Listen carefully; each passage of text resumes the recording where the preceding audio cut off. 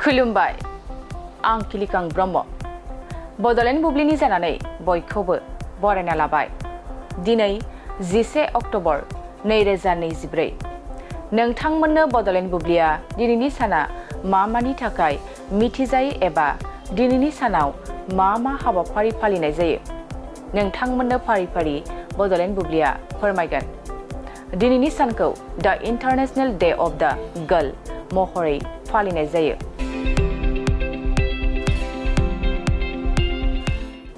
हिन्जावसा गथ'फोरनि गेजेर हायुङारि साना हिन्जावसाफोरनि मोनथाय आरो मुलुगनाङैनो बिसोर मोगा-मोगि जानांनाय जेंनाफोरखौ सिनायथि होनो थाखाय मोनसे बोसोरारि सान।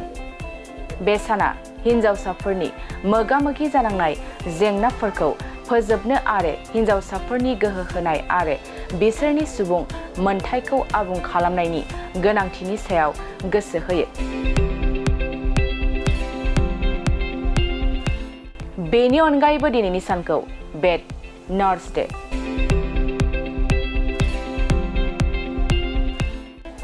Black girl day of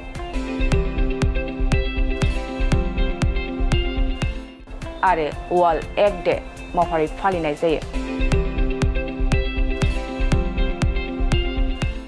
नोंथांमोननो Bodoland बुब्लिया दिनैनि सानाव मा हाबाफारिजों मिथिजायो आरो मा हाबाफारिखौ फालिनाय जायो फोरमायबाय। गोजोन्थों।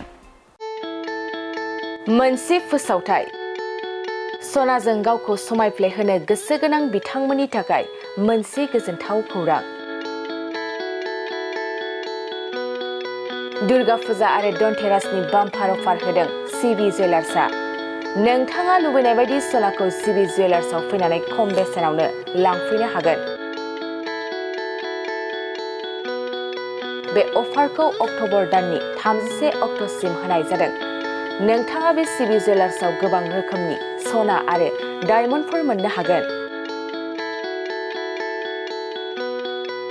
जेरै diamond jewellery, Rajkot jewellery, Bombay कास्टिं जुवेलारि, कलकाता जुवेलारि, मेसिन मेड जुवेलारि आरो ट्रेडिशनेल जुवेलारिखौ नोंथाङा बे सिबि जुवेलार्सआव मोननो हागोन। डायमन्ड जुवेलारिनि थाखाय 15% अफार होनाय जादों आरो सनानि गहेनाफोरनि थाखाय जर'खा डिसकाउन्ट बेसेन बानायनाय जादों। लोगोसे गोजाम सनाखौ सोलायनायनि थाखायबो स्पेशेल रेट बानायनाय जादों।